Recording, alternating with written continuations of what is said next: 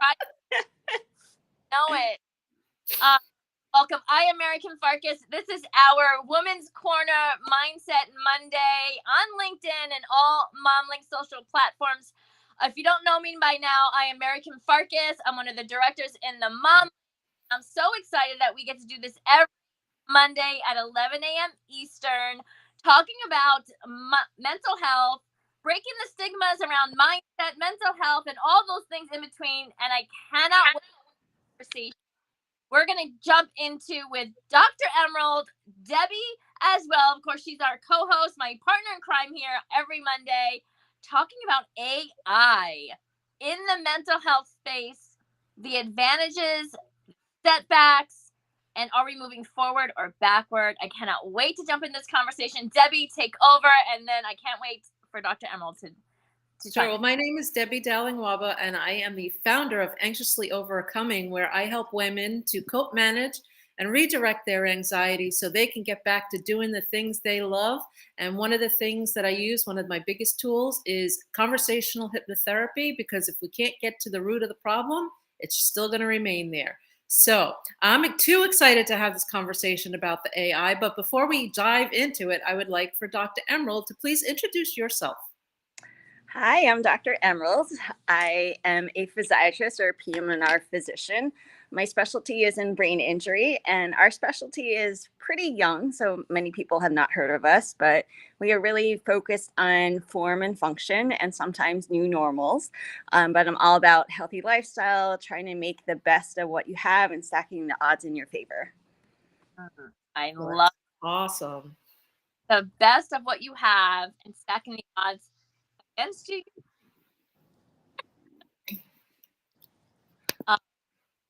But I'm so excited. So we're going to talk about, so Dr. Emerald's like the expert here, right? This is her medical field. She's done all the classes, all the degrees. And my conversation will chime in from what I know or don't know about AI, and also my history with mental health at my early 20s.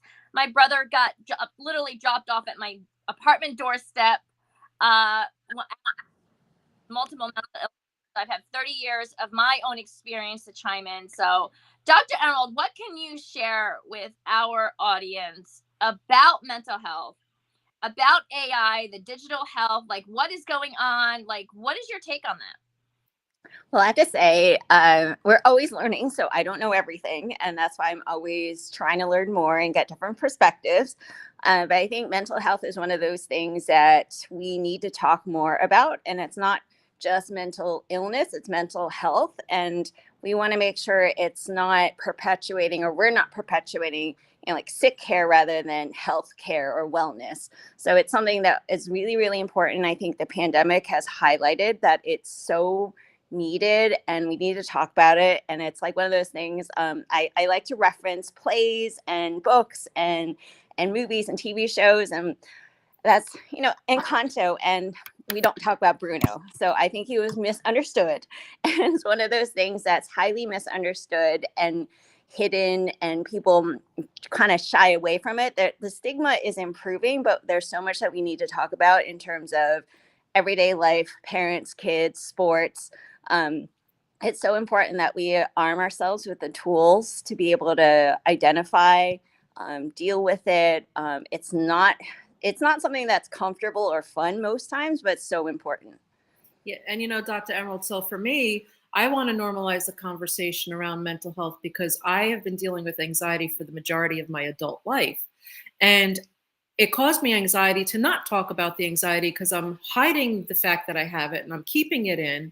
And one day I just said, you know what? No. I mean, there's other people out there with their health conditions, whether it be something with their heart or diabetes or, whatever.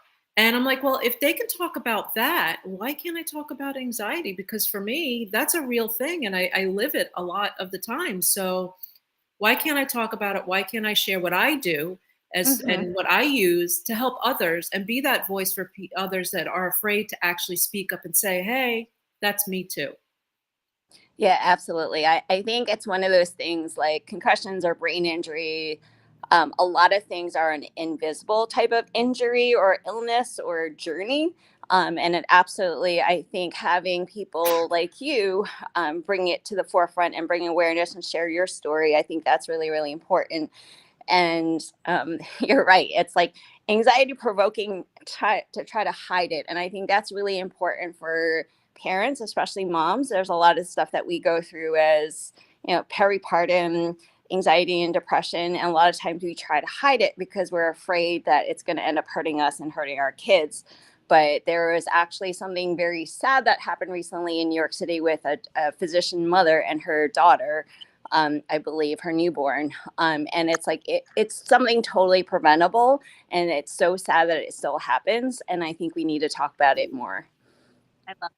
This is advocacy to 10th degree, right? 10xing advocacy in all levels, because it's true. No matter what, and we've all experienced this. Whoever's listened to this, I know that you have experienced this personally or know someone who has. When we're dealing with things and we feel like we are the only one dealing with things, that only heightens the anxiety, Right. heightens our self-worth, heightens who we believe we are, heightens like true self-doubt, all those things just get heightened even further and deeper. And so happy that we can have these open conversations here and breaking the stigmas. It's just about like, oh, I heard Dr. Emerald say this. Oh my gosh, Debbie's going through what I've gone through. Oh my gosh, understand me. And it really is that 1 second that they hear something, anyone that's able to speak, right? And it's not to say that you have to speak out. But as long as we can just get the message out that no one is alone along this journey. And if your community, if the house that you grow up in, the community does not understand it, that's okay. Be around people that do. Show up here. We can support you. But I love that we as women, because I really believe women, we are not only we birth babies, right? We are usually the leaders in our communities, in our spaces. And we really do have the power, not listening men, but we really do have the power to change the trajectory of our community, our children's, and our co-partners in life, because so much of our decisions in every aspect affect our community, our kids, and our co-partners of life. I know a lot more want to be put on, but that's what I believe. Right. And I think to bring it back to AI and machine learning, I think it's something I want to be optimistic because I think it's like any other new tool. It's exciting. It's also frightening.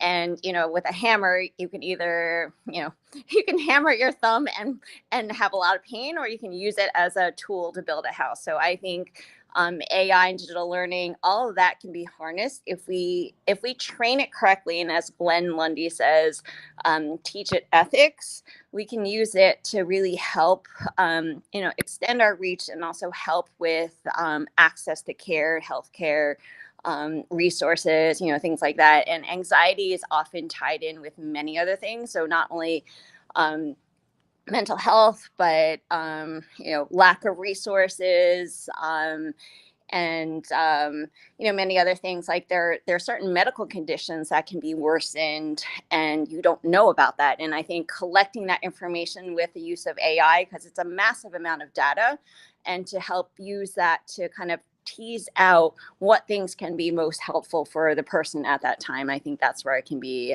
very, very helpful. And then I want to address a comment by Heidi in the chat. So post-concussion syndrome, it's a very,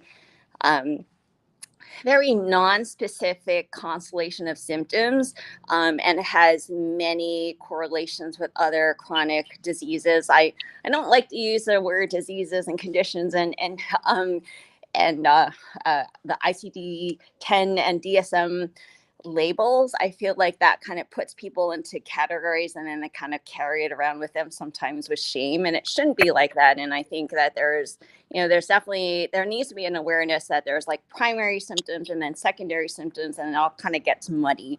And oftentimes minorities in general tend to get kind of like shushed and like pushed away, and then they don't get the care that they need because they're put into like, oh, this is the anxious mother category, but she might actually have iron deficiency anemia that leads to all these other problems. So that's very similar with post-concussion syndrome and also long COVID. So I think those are things that we definitely need to bring more awareness of. I love that. The one thing when I think about AI and the advantages, this is coming from just a lame person, right? Meaning I'm not in the field, just from what I know and experience and just my own thoughts. I think AI can actually be extremely beneficial if you train, right? Not only the ethics, but like the things that you put in there, because I know many people have gone to doctors and they don't really speak about what's really going on, but their symptoms Mm-hmm. can showcase. Sometimes I'm thinking here, Dr. Emerald, is that these AI tools can help detect. Not everyone may not be open, right? You know what you heard about, and also know that that. MaryKim, you're breaking up for us. Oh, I think Yeah. that better. Yeah. A little bit. I think my clubhouse elves are getting in your audio visual. But I get what you're trying to say, and I think that's where there's certain people. There's one of the physical therapists, and I'm in this group called Innovator MD. So you don't have to be a physician. I believe his name's Shinju. He has something that basically, back pain is one of the great complaints that you'll see in the ER and in your doctor's office besides the common cold. And there's so many different primary and secondary factors that contribute to the how it shows up for a person and the amount of burden that it causes on the person who has it and also their family. And then there's so many different causes of back pain and secondary causes. And he has this great system that basically looks at the different primary and secondary factors and kind of puts you into more of a like a category treatment stream. So the root cause is really important, as you've mentioned before. So it's not only treating the symptoms, but it's trying to help manage and correct the original cause, which sometimes gets buried in there. So I think that multi-pronged interdisciplinary approach is really important, because it's really easy to put a Band-Aid over it, but then you throw the rug over it and it's going to crawl out. And that's even scarier when it does, right? Right, and then that's where I was saying before, if you never get to the root of that problem, all the medicine you're taking, all whatever, it's just covering the symptoms. Mm-hmm. So until you reach that root, you're going to keep going in that vicious circle, because if you stop taking that medicine, guess what? That problem is still there. And sometimes when the problem is still there, even with the medicine, things will trigger you because you still have not addressed the main reason why you're feeling the way you are. And, I want to talk a little bit about the AI, and, I do use it. I love it. But what I'm afraid of is people are going to go to it and use it as the end all be all. And it's not. I think that we live in a society where you still need to do your research. You need to, write your own things. And yes, you can go for ideas, but is it going to make everybody kind of in that place of, another tool, another piece of technology where we get lazy and we don't use our brain, and then that can actually cause a depression because you're not using your brain and doing the things that you should be doing, and your brain is meant to work and to have thoughts and be creative. And if that's all available to you at the at the touch of a button, then what are we left doing?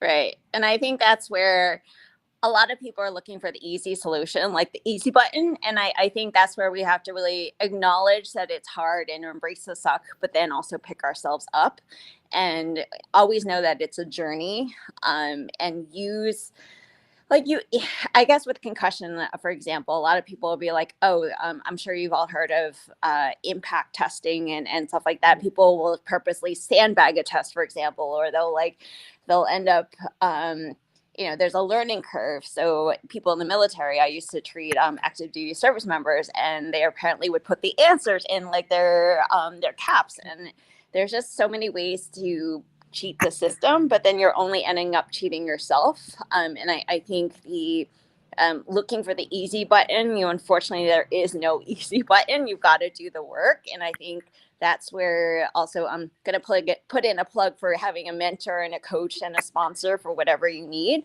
because you need that kind of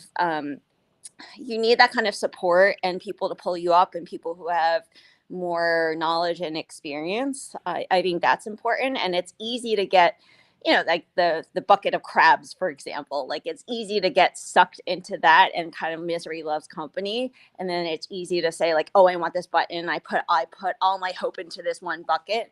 But I think that's where we need to remind ourselves that there's more, and that's where AI can be helpful in certain ways, but it still needs its guardians, or else you're going to get the I like to say, either the toddler or your drunk uncle who insists that they're right but they're actually wrong. Right. I love that. I think from both what you shared, right, as a tool for us to grow and learn, not all be all, one click you got your answer. And no doctor is that way also. I know many people who have different illnesses that pop up. They go to their main doctor, oh, this, they take the medicine, it never goes away. Months later, they're still dealing with the thing. They go to another doctor, but the doctor only knows what you tell them, right, what's going on, right? And so we have to be more proactive and our own advocates for what. Say this to everyone: if your body functions a certain way tomorrow and you're getting like these allergy symptoms, right? You take allergy medicine, it continues to get worse. Or you take a cold medicine because you don't know sure if it's allergies, and it continues. That's not working. That's not it, right? Like, don't well, it's just it. It's not. Like, we have to stop being I want to say, I'll use the word lazy, right? Complacent, that this is what it is, right? Have to be more proactive. But Dr. Emerald, as well, what makes me think also is, like, there's a lot of disparity. So I can say my son's community, autism or the Down syndrome community, with Down syndrome, and the treatments that they do or do not get based on their diagnosis. But also, there's a vast people are talking more today about the underserved communities as well. Not only people diagnosed like my son, but other underserved communities, where they're seeing a vast difference in how the medical industry is treating or not treating brown or Black communities, especially in underserved areas, correctly. And they're being vocal about it. I wonder that this AI will somehow fix that. Not fix it, but maybe even kill it, because of it just being operating based on the human, not by what they look like. Yeah, I think that's where we can really, especially as thought leaders and influencers in our respective fields, I think that's where we can really band together, as Glenn says, and be the change makers. Because a lot of times, insurance is basically an industry, so you're not their priority. And lawmakers, a lot of times, they'll make laws or pass laws and policies that don't really help their constituents, and oftentimes they'll like, oh, we have town halls and nobody comes visits. And I know it's also the power of influence and money, but I think, like, sometimes it takes a grassroots effort. But it's really, I think this is where we have the power of community and leadership in Breakfast with Champions and the Mom Link and our he for she partners, right? And that we can really help to use our expertise to help inform them. A lot of times there are politics, but we have some allies. And I think starting small, making those connections and relationships, letting our lawmakers know us as people. When I went up to Albany a bunch of times with my colleagues as residents and fellows and attendings and medical students, who did the lawmakers listen to most? It was the medical students and the residents, not the so-called jaded attendings, right?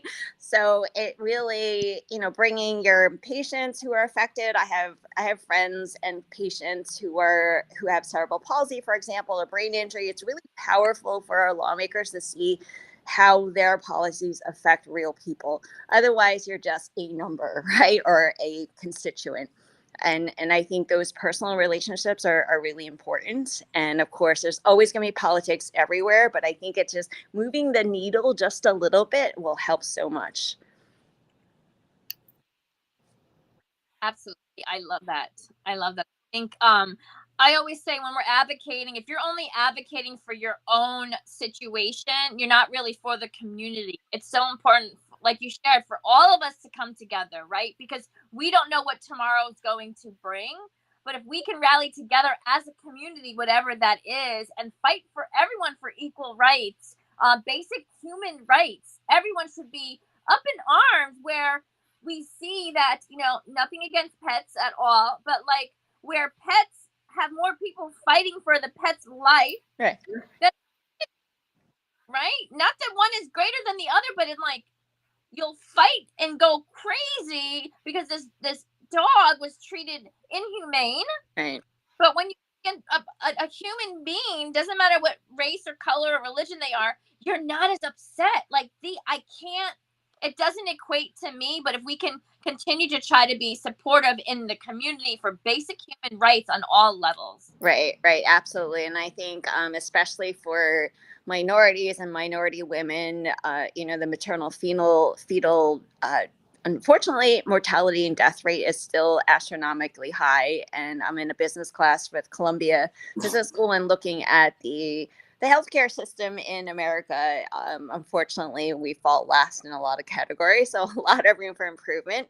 And I think just as you said, using our voices, it's really important. And I think also keeping an open mind, because everybody always has a different opinion, and being able to hold those different points of view is also important, because a lot of times people will stay entrenched in what they see and they see only. So I think that's the wonderful thing about MomLink and also Breakfast with Champions, is that we're able to have that community, have that space, not be like crabs in a basket, right, or a bucket, and really help pull each other up. And I think that's really important, because collaboration really is the key. Yeah, and that's the whole thing, going back to community. And with MaryKim was talking about, people will fight for animals, but they won't fight for people.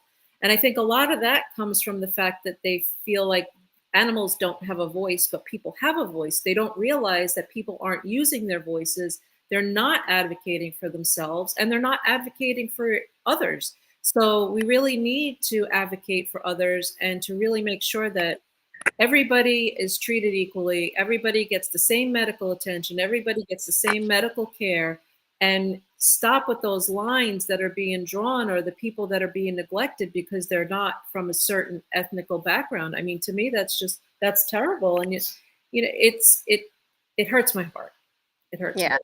And I think another thing is to not acknowledge that we're all human and we can mess up. I really like the programs that some of our fellow Breakfast with Championers have about having second chances. So you can mess up. I think you own it. And all of us, even us who are coaches or motivational or inspirational speakers, we're not always perfect. And I think acknowledging that journey is also very, very important, and we're always improving. So I think that's important to keep in mind as well. Yeah. I give our own self grace, give other people grace. I say to my son all the time, because mom makes mistakes too, right? We all do. And my child, because I want him to know that, I make mistakes too, and he will make the mistakes, but we are human beings. Right. It's perfect. Yeah. And so this whole godly mindset, either based on what you think you're superior to another community, or you're in a different field, a lot of people say, some doctors think they're God, right? Because they do these miracles, but they're not. They're human beings. And so when we can change these narratives or these mindsets, right, about what we believe or what we were told, and breaking these stigmas, I think we can slowly change. Because it's really like someone hearing this today and oh my God, I heard this, and it just puts that light bulb in their head where they'll go and teach someone else or share with somebody else. Right. And I think you highlighted there, one of the most important and I think dangerous things is somebody who feels like they're perfect and they know everything. So the most dangerous thing is to think that you know it all, and we all don't know it all.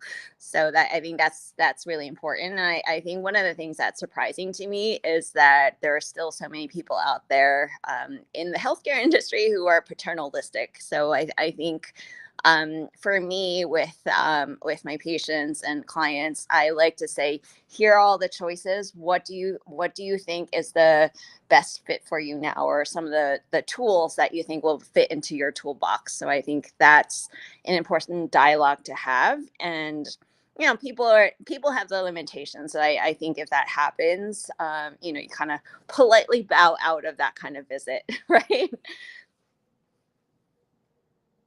Oh, I can't hear you. When you're at the doctor and stuff, you really need to ask the questions and know what it is, because ask the options and find out what they, all your options are, because you never know what might work for you, what's not going to work for you. I mean, like when my daughter was little, she had urinary tract reflux.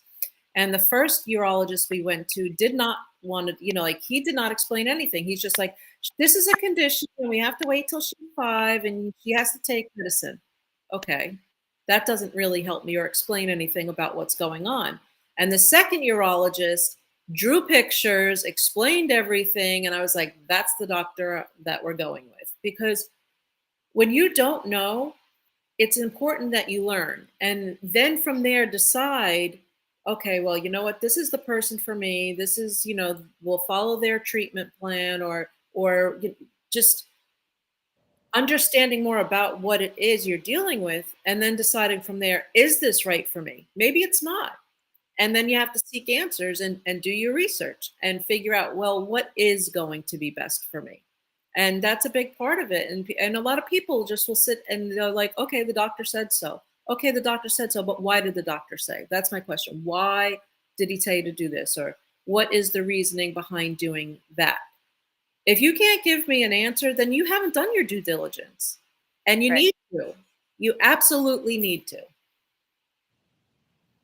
I totally agree. I think that's with everything. I think that advice goes with everything, Debbie and Dr. Emerald. Like, if you're not doing your research, I hear this all the time with, friends in different circles. Well, this person helped me here. I didn't ask that question.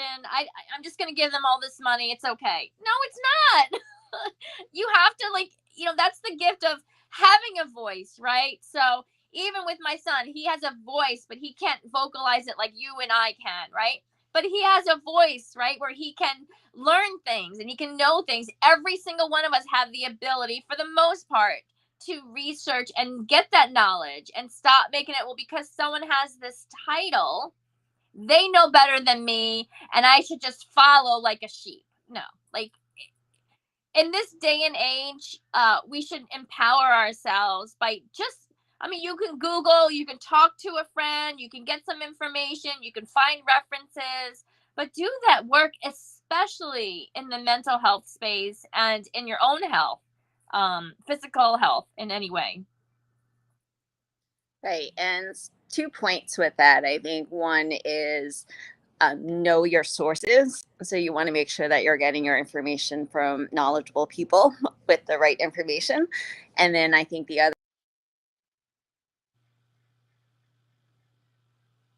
that's something as teachers, it says one of your streams is having connection issues. Okay. Can you still hear me? Okay. Yeah. So I think communication, somebody who speaks in a more direct language, or in a slightly different, some people are really good with analogies, for example, or some people are good with like sports jargon, for example. So trying to connect with the person that you're talking to and really understand them, I think that's important. And I think asking the right type of questions, and then also checking to make sure that you you're hearing them and that they're hearing you, and that it's going through, because sometimes there is a little bit of a language barrier. And I think, Kim, you've mentioned with your son is that even though he's not verbal in the same way, you somehow through the mother's touch are able to understand him, and he's able to express certain things, even things that aren't comfortable that you've brought up. And I think that's so important. Absolutely. I think with everyone, right? It's all, at the end of the day, it really is about communication, right? In any aspect, right? In any relationship, in any situation, communication with the doctors, AI, whatever it is, right? Communication. And yeah, I'm loving, oh, My L's are at it again, right? Because it's such a good conversation. Yeah, they're working overtime. Oh, one other thing I wanted to mention was about with toxicity and anxiety is sometimes what ends up happening is, for example, one of my friends is supposedly allergic to only this type of ragweed, but because there's so much inflammation and stress going on, she's basically reacting to everything. So also similar with anxiety is sometimes the flight or flight system, or those tracks, or that network gets overactive. And similarly with concussion and headaches and back pain, for example, is sometimes the whole system gets fired up. And it's not like what I teach my patients is that, when you have the light, you turn on the light switch, it goes on, you turn off the light switch and it goes off. But sometimes the rewiring is all crazy that even if you turn it off, it's still on, right? And it gets amplified. And I think that's where all the tools from like mindful meditation and integrative medicine, and not only just medications and surgeries and injections, that's where addressing that can be really, really helpful. And some people can't take medications or can't have surgeries or can't have certain other therapies, and really finding things for the toolbox and calming things down, and I guess taking ownership of it and giving yourself that power is really, really helpful. Yeah, and that's what I was saying. Know yourself and know to ask the questions so that you can get the best treatment possible and figure out what's best for you. Because maybe there's things that aren't going to work for you. So discuss, well, I know this isn't going to work for me, but is there something else? And just ask those questions so that you make sure that you get the care that you need the most and the way that you need it. I love it. I love that. I think just like with everything, I think we shouldn't be afraid to learn new things.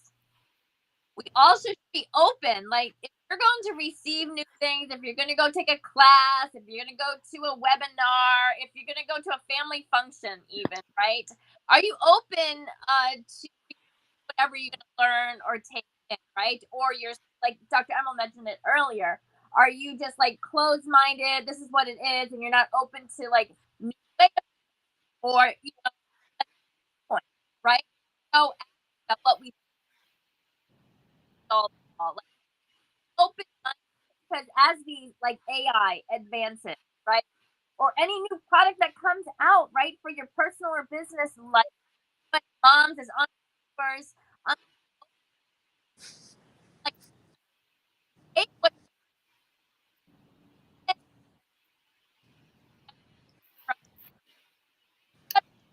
gosh, I'm saying throwing. Right. And I think you had the elves again, but we got your point. Yeah, keeping an open mind. And I think the other point is with feedback. And we've gone over so many. I love the different quadrants and the different ideas that we go over in Breakfast with Champions. And I think everybody has a different learning style and a feedback style, and you can move different quadrants all the time. And I think one of my favorite phrases recently is, may I speak freely? So you don't have to sugarcoat, because a lot of times when you sugarcoat, it ends up hiding your real point because you're dancing around what you're trying to say. And I just also want to shout out to Henry Pittman. And he was in my course on digital health and transformation at Columbia Business School. And I always like to to learn about different things, not just medicine, because it's such a hierarchical culture, and we're trying to make changes, but it's very important to keep learning. And as we said, advocacy for those who can't speak up for themselves is so important.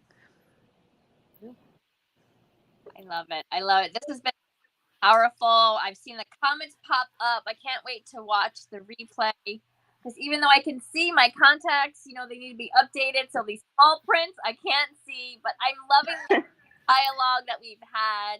I love the insights today.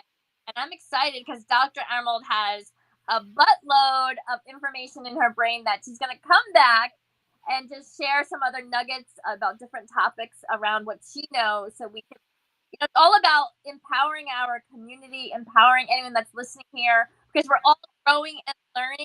And, you know, as moms, as women, female identified entrepreneurs, we need that extra boost, because we're doing all the things while trying to grow our business, managing our kids, and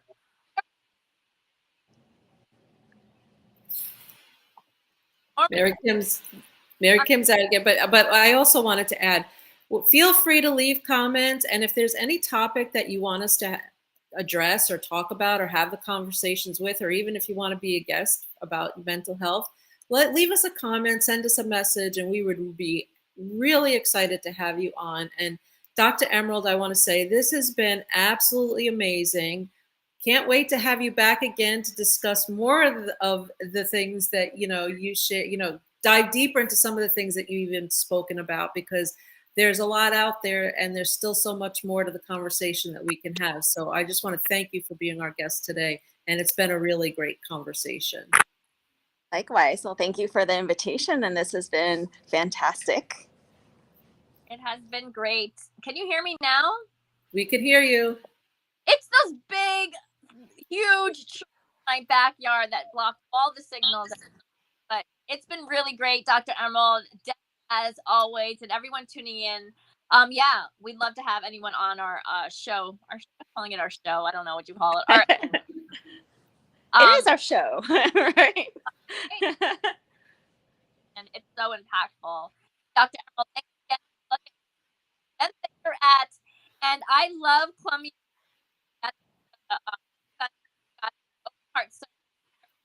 Top heart doctors, and that's exactly what when I was looking for doctors.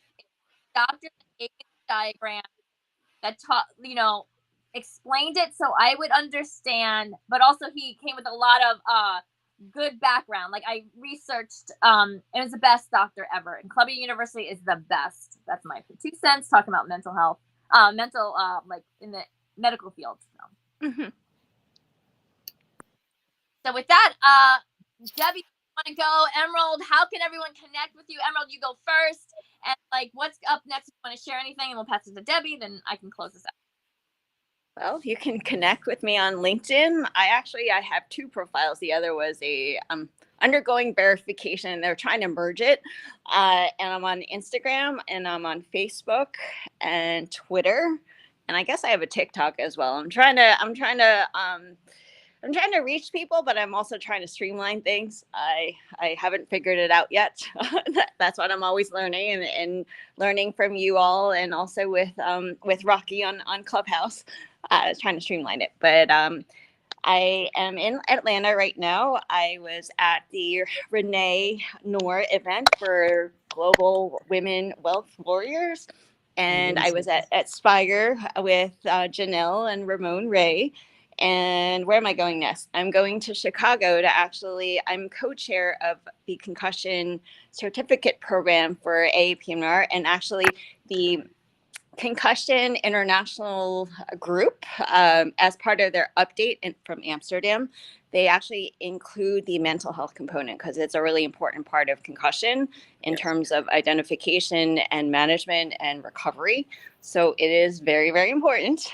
And what else? I'm going to try to meet with other Breakfast with Champion friends in Chicago, and we'll see. I guess it's been a very busy August.